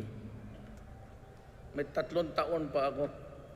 Ubusin ko talaga kayo. Tignan ninyo. Oh, no, it's not an easy job. Presidente na yan. You have contend with this son of a bitch and with the bitch in media. We're told government may implicate Rappler, proving the conspiracy theory against Duterte. So let's do the worst case scenario. So they shut us down. Do we stop operating? And then how do you guys protect yourself if I'm not here? Actually, Glenda, you're the only one named in any of the. No, I know. So you have to be careful. Yung site ang critical. Because where do we put content? But is it really this now? I'm in denial. We just have to We just have We just have plans. We just need plans. I don't want to appear so stupid. Ayan, no? Nahuli na kayo, oh. Hindi pa kayo natuto. Oh. Paano ikaw? Saan makakaya sa akin? Ano ka? No, I can... Ano? Hindi mo kukulong ako. What? If she's not here, ikaw ang susunod. Hindi, kaya nga. So, anong gagawin natin sa'yo? Hindi. Siya ang target ng pulito. Maniwala ka talaga. Ako naman talaga. Maniwala ka.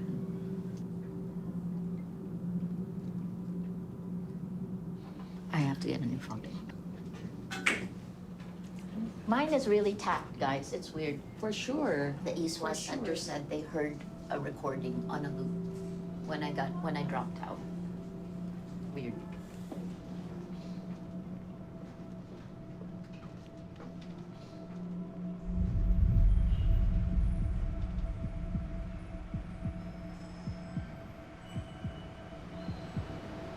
What should we be doing? Like, what can they charge us with, given the law that exists now? Okay, so offhand, get it out of the way now what they can charge you with, because they could charge you with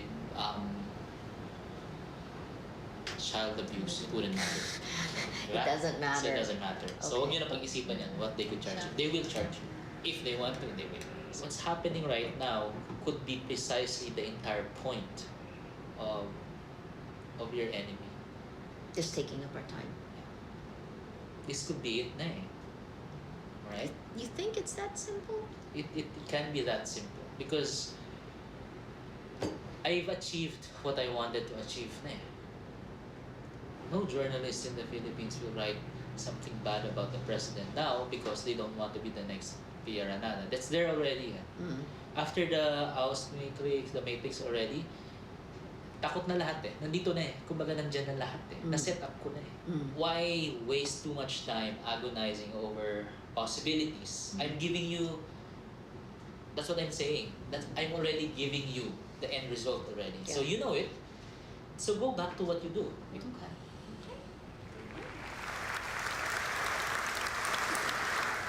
More recently, I have been appointed as counsel for another award-winning journalist, Maria Ressa.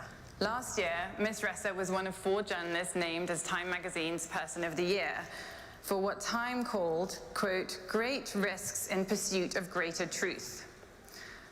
The government's response has been to arrest her and initiate a series of civil and criminal cases that expose her to a maximum sentence of 63 years in prison. My question is, the victims are the 27,000 victims of LGK, the marginalized Filipinos, the drug runners, and of course the media. But how about the rest of us? Do we feel victims? I myself, I don't feel victim. In fact, my retirement pay went up. In fact, we feel safe. What are you going to do about making us feel also victims? We don't buy drugs. I'll quote to you one of the most famous Holocaust poems of all time. First, they came for the socialists, and I did not speak out because I was not a socialist. Then they came for the trade unionists, and I did not speak out because I was not a trade unionist. Then they came for the Jews, and I did not speak out because I was not a Jew. Then they came for me, and there was no one left to speak for me. This was a poem by Martin Niemöller, and the Inquirer pushed it down to one sentence for today. First, they came for the journalists. We don't know what happened after that.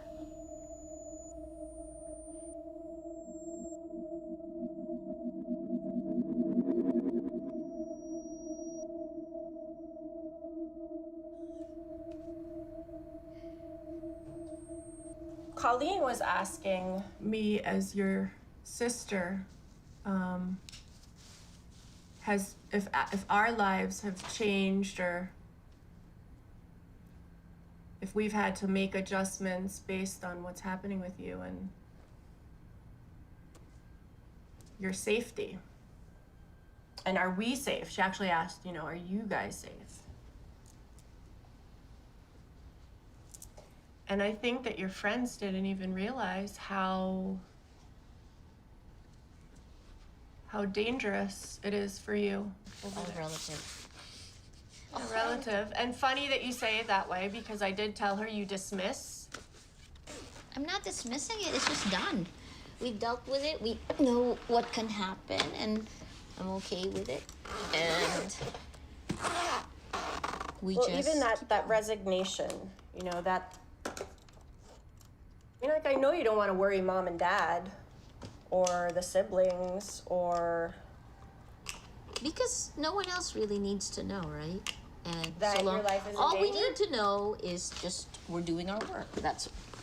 Well, it's not that it's anyone's is, right? We're not different from anyone else, except a little bit more.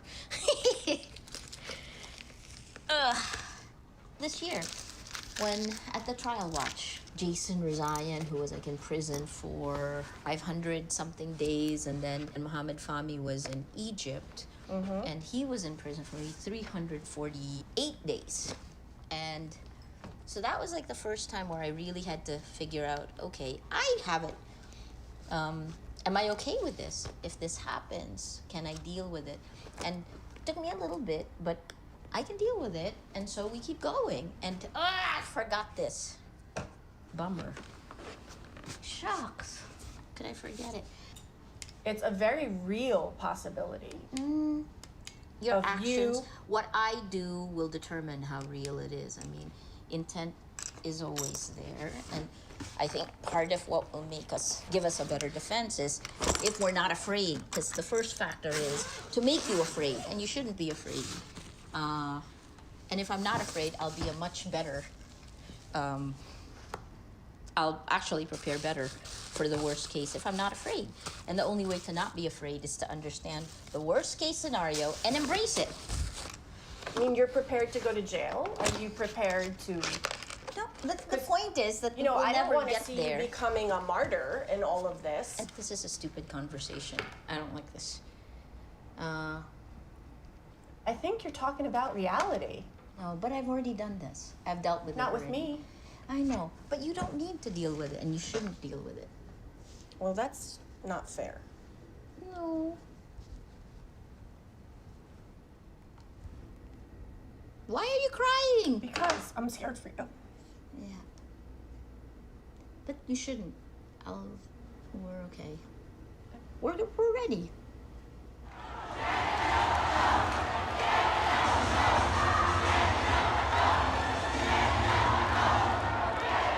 Asking General Bato de la Rosa, where are we on the war on drugs? Can you give us your assessment? Malayo pa tayo sa ating mga pangarap na magkakaroon ng drug-free Philippines. Malayo pa. Pero ikumpara mo sa previous na mga administrasyon, malaki na po ang nangyayari. The problem on drugs has worsened. Pagkatapos ng maraming patayan, pagkatapos ng teorya ng patayan, ang problema ng droga mas matindi pa ngayon. Your war on drugs has failed. Okay, alam mo, sinabihan na ako na move forward na tayo. Sir, siguro 30 seconds. Teka. A reminder to the audience, please behave. Please show respect to all the candidates. Thank you very much. The big problem is, ang tinitira nila ay puro mga maliliit na pusher. Ang tinitira nila puro mahihirap. Nasaan ang mga drug lord? Ito ang tanong ko. May rebuttal muna si General Bato. If you wage a war on drugs, you cannot be selective in implementation of justice. Pag sinabi mo war on drugs, ratsada yan lahat at tamaan dapat. Okay. Ang rebuttal. Wala kami piliin. Sir, very calmly. Let Okay, us... okay. Eh, paano ako magkakalma? Sir, sir, ang dami nila, ako lang isa. Sir, kasi kaya kang... Hindi ako lang din. Kasi... Wawalo sila, ako lang isa. Sir, kasi... Nasaan na tayo ngayon kung hindi nag-launch si President Duterte ng war on drugs? Baka lahat ng kabataan natin ngayon, mga sumbi na, naglalakad sa kalsada, sila ulo na. O kaya nagiging... Time's up, sir. Salamat po. Nagiging narco-state na tayo. Okay. Zero. The next topic is capital punishment. Candidates, please. Kaya sabi nila, Bato, dahan-dahan ka dyan sa yung death penalty dahil ma-turn off sa'yo yung church, lalo na yung Catholic Church dahil pro-life yan. Sabi ko, ako ay isang Katoliko. Hanggang mamatay ako, hindi ko magpapalit ng aking reliyon. Katoliko ako. Pero ngayon nakikita ko na we are now at the crossroads on making the right decision. Kung kaninong buhay ang dapat natin isasalba. Ito bang buhay ng isang konbiktadong Chinese drug lord? O buhay ng libong-libong kabataang Pilipino na nasisira ang kinabukasan dahil sa illegal na droga? Pumili na tayo. Sir Bato, what death penalty are you talking about? You're already doing death penalty outside. Death penalty, namamatay yung tao sa labas. It's not the PNP's job to kill people. It is to protect the people. There is overstretch of power when journalists are arrested. There is an overstretch of power when local governments are afraid to host the Ocho Derecho in their locations. There is an overstretch of power when we do not question his rape jokes and statements against women. Silence of the public means there is an overstretch of too much power by our executive, the president. We are in the last few days, and I asked Jodez how she was doing. You know what she said? Here, she has to tell you. I said, Jodez, how are you? I'm enjoying the last days of democracy.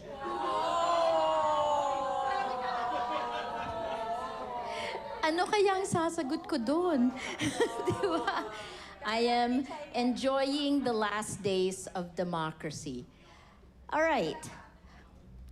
We still think there is hope. Do we not?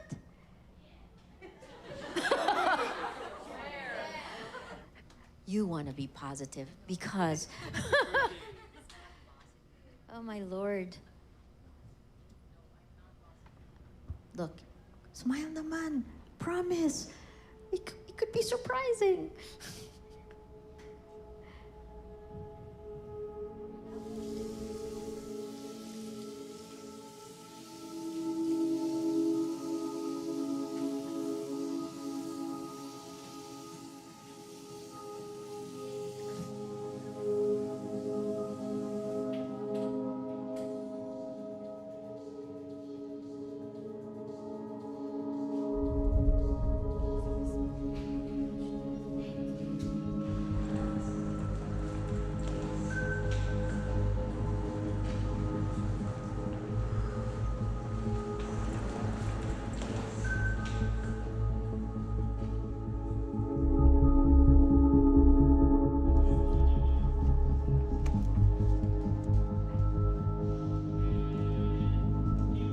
Hello and welcome. I'm Maria Ressa with the Rappler team. Today, the polls open at 6 a.m. Midterm elections, we have 61.8 million registered voters. They are going to the polls for 12 hours to choose more than 18,000 elected positions. Right up top, 12 members of the Senate, 12 senators are going in. Number 83. Tanong nyo dito sa nakasubray.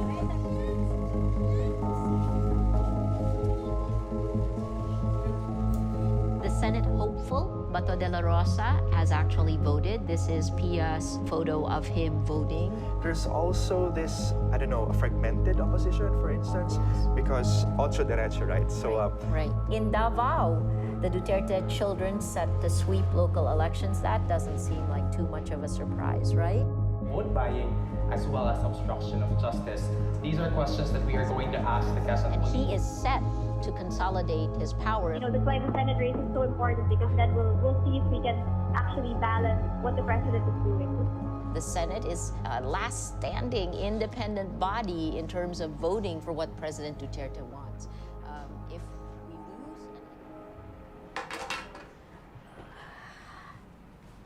we lose... Uy, guys, I have a hearing tomorrow. Arraignment pala.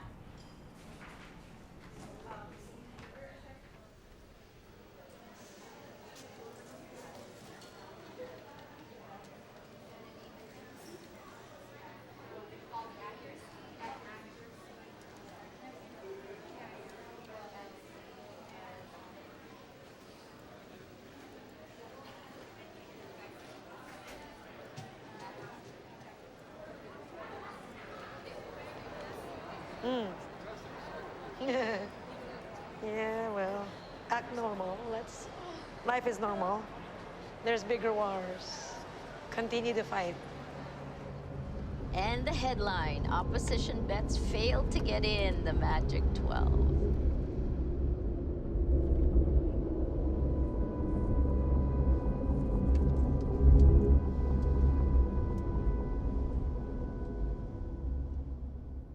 Congratulations to the winners. It's very clear these elections were a referendum of sorts for President Duterte. Now that he's, according to the results, received an overwhelming mandate. Again, a referendum on his popularity. I ask him to let the journalists do their jobs. That's all we want to do. Trabaho lang po ito. Trabaho lang po, Mr. President. Thank you. Thank you. Lahat sila, siya ay kasama nyo, itaga nyo sa bato, siya ang magbabantay doon sa Senado.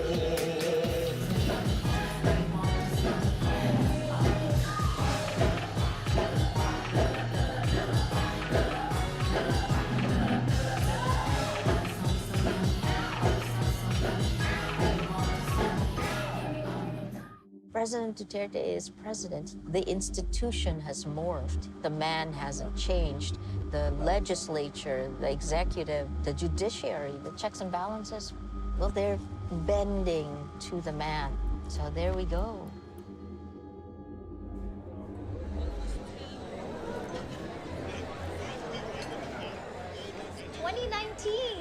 Was a difficult year, right? I never had any doubts that Rappler had my back. And I hope you guys all know, I think our nation has our back.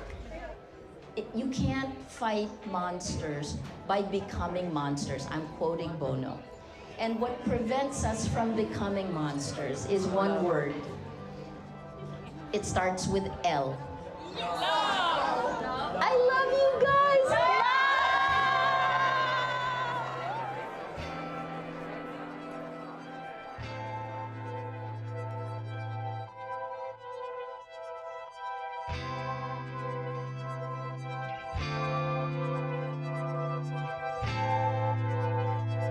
Yeah.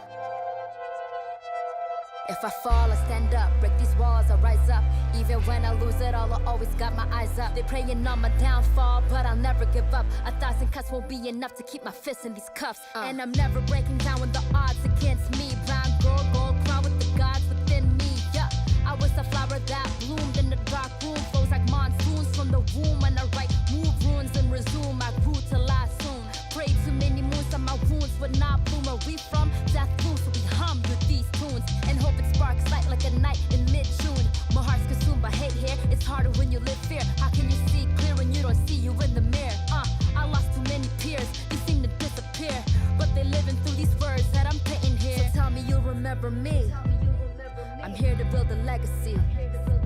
got the ground moving under me. 1,000 cuts ain't never stopping me. And I swear I'm never giving up. Who I am, where I'm standing up. And I ain't ever need no ounce of luck to understand myself, cause that's enough. Yeah, that's enough.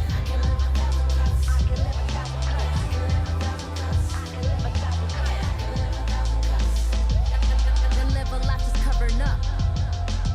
What would you die for? What do you live for? When it's resistance, met with an uproar. I'm trying to love more. We've had enough war. Too many stones in our hands and these guns drawn. They try to press me till I stumble down, but not this time. I go 0 to 100 now. They'll never silence me, my voice will be denied. And I'm challenging the system, no, it won't be televised. And I'll never compromise, cause I'm writing to survive. When the freedom ain't free, and so let's keep the hope alive. Yeah, I see it in me, from the gladdest to my feelings, from the martyrs to the artists and the writers breaking ceilings. It's life in these lines, with lives on front lines. Attest to these times, so we question these minds. And if I ever bite my tongue, that'll be the death.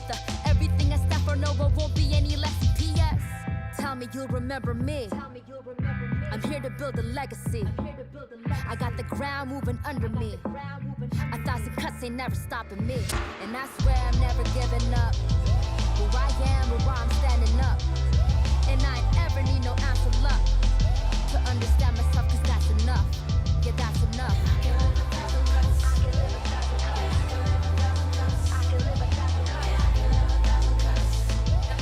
Then live a life just covering up.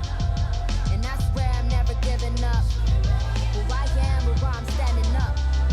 And I ain't ever need no ounce of luck to understand myself, cause that's enough. Yeah, that's enough. If I fall, I stand up. Break these walls, I rise up. Even when I lose it all, I always got my eyes up. They're praying on my downfall, but I'll never give up. 1,000 cuts won't be enough to keep my fist in these cuffs. If I fall, I stand up. Break these walls, I rise up. Even when I lose it all, I always got my eyes up. They're praying on my downfall, but I'll never give up. 1,000 cuts won't be enough to keep my fist in these cuffs.